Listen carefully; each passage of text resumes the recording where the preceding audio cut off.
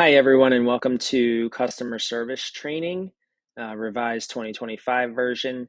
Today, we are going to be learning about customer service and how how we play a role in the customer service um, relationships that we create and um, build with our clients as we're doing or performing our cleaning services.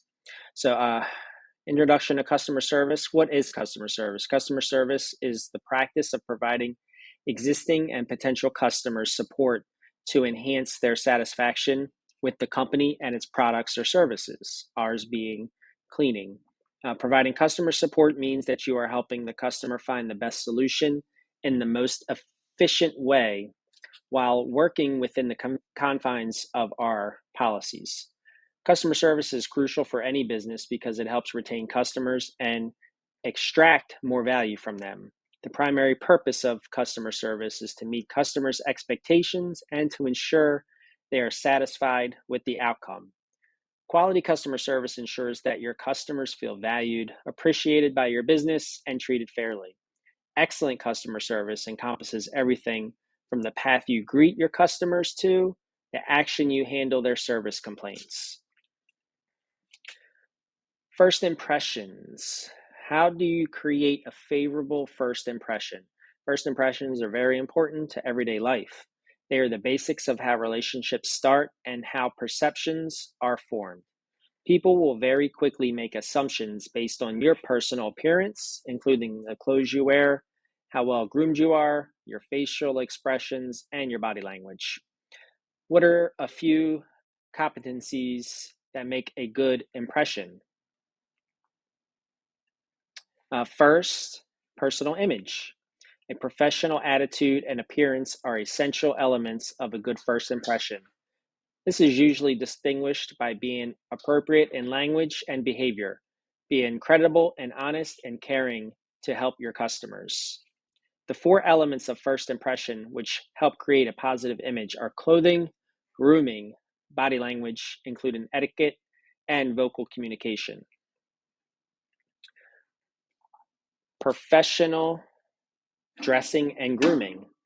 So, again, one of the elements of personal image. The most obvious element of personal appearance is what you wear and how well groomed you are as a reflection of yourself. It would be best if you aim to present yourself to your best possible advantage. All employees at Bayside are required to contribute to the positive recognition and reputation in a way they present themselves. A professional appearance is essential to a positive impression with customers, staff, and potential clientele. The following is an outline of proper dress for Bayside employees. First, your Bayside t-shirt or sweatshirt in colder months. Full-length pants, those could be khaki, black, gray, or tan. No shorts or capri pants allowed. Closed-toed shoes or boots. Steel toe where required. An employee photo ID badge where required. And of course, your PPE, goggles, gloves, etc., specific for your job site or responsibilities. Additionally, in addition to the correct attire, all employees are expected to upkeep the following personal grooming and hygiene standards. Consistent bathing and oral hygiene, clean, well-groomed hair, including beards, mustaches, goatees, and sideburns, and your clothing or attire must not interfere with the safe operation of your duties and equipment. No dangling earrings or jewelry, which may present a safety hazard. All right, so in addition to personal appearance, we have verbal communication. Verbal communication is very important with regards to customer perception and achieving good customer service. Verbal communication is the use of words and language to convey a message and is an alternative to nonverbal communication. Verbal communication is a soft skill that characterizes leadership and is an essential part of building relationships. Although verbal communication is very much about speaking, it is also about the ability to listen and present oneself. Opposite of verbal communication would be nonverbal communication, which is body language. Body language is a type of nonverbal communication in which physical behaviors, such as posture, cue, gesture, and facial expression convey important messages. Body language is also often used to communicate emotions. For example, a genuine smile may convey happiness, while a tilt of the head may convey interest. Facial expressions are an important part of body language and can convey a wide range of emotions. Body language can also be used to convey information about a person's intentions. For example, tapping your foot may communicate impatience, while crossing your arms may communicate defensiveness. Overall, body language is a powerful tool that can be used to communicate a wide range of messages. It is important to be aware of the various cues that our bodies give off in order to better understand the communication taking place around us. Some do's and don'ts of body language. Always try to make eye contact, smile, use natural hand gestures, keep arms by your side, stand up straight with good posture, and keep your feet pointed towards the person.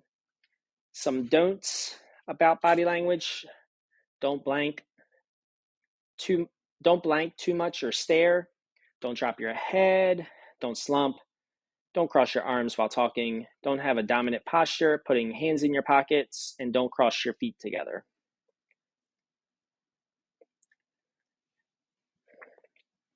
Sometimes when communicating with customers, it's going to be about a deficiency or a complaint or some feedback the customer may have. Customer complaints are simply defined as the expression of the customer's expectations that have not been met and what business promises of the product or service. There could be a different type of a customer complaints. There could be different types of customer complaints. It could be related to improper communication. Maybe they were told something by management, an internal process, poor quality of service. Customers can get angry for a variety of reasons. How we respond can make a difference between a customer who feels satisfied with the resolution. What are the best practices for dealing with common customer complaints? Customer complaints, very common in our industry. A lot of times, unfortunately, the customers go direct to you, the employee, instead of using the proper chain of command by speaking to the supervisor or manager. And so, unfortunately, as cleaning techs out in the field, you may deal with direct customer complaints. It's important to always try and follow these best practices to help produce the best customer service experience overall. First, listen. Understand the customer complaints. This requires listening, which means you need to stop what you're doing to concentrate. An angry customer needs to know that they are being heard and that you're fully engaged in the conversation. Concentrate solely on what the customer is telling you. Make notes of the key facts of their concerns so that you have a record of the conversation to refer to in the future. Next, understand. Be understanding of the customer. Thank them for complaining. Even when the customers are being a bit nasty, you can begin to change the tone of the conversation dramatically by sincerely thanking them for bringing the problem to your attention. Thank you for your feedback. Somewhere along the lines of a similar response could help. This shows the customer that you genuinely care about what they are sharing and you appreciate the opportunity to resolve that problem. Next, and sometimes the hardest, is apologizing, even when you're not the cause of the problem. Many times a customer is going to bring something to your attention and it has nothing to do with the work that you performed. But it's our goal overall as a company to instill confidence in that customer that no matter what, we're going to fix it or address it as a team. So, sincerely apologize, even if you're not the cause. It really doesn't matter who caused the problem anyway. Sometimes the customer is the one who made the error. When you're apologizing for this, is the fact that they are upset about the situation. An apology implies ownership. It lets the customer know that you're going to help them through this process. When said sincerely, the words "I'm sorry" can eliminate as much as 95% of a person's anger. This will help your customer calm down and be more open to a resolution. From there, we want to gather the facts and have a good understanding of the source of the complaint. So now that the customer has calmed down and feels you have heard his or her side, begin asking questions. Be careful not to speak scripted replies, but use this as an opportunity to start a genuine conversation. Building a trusting relationship with your customer to help you understand the situation, as open-ended questions try to get as many details as possible.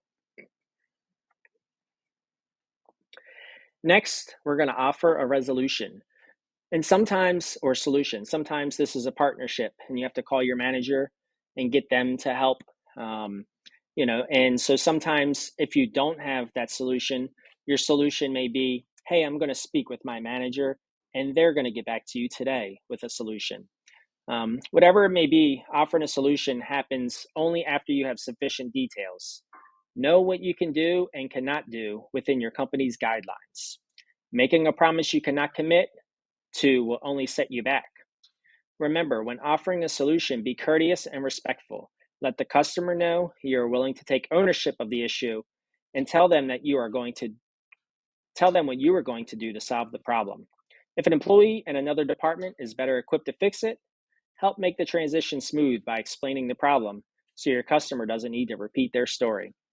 So, again, 9 times out of 10, that solution may be involving your regional manager or someone else in the company, and explaining both sides of the story to your manager is going to help so the customer doesn't have to repeat the entire story again. So those are the keys to good customer service.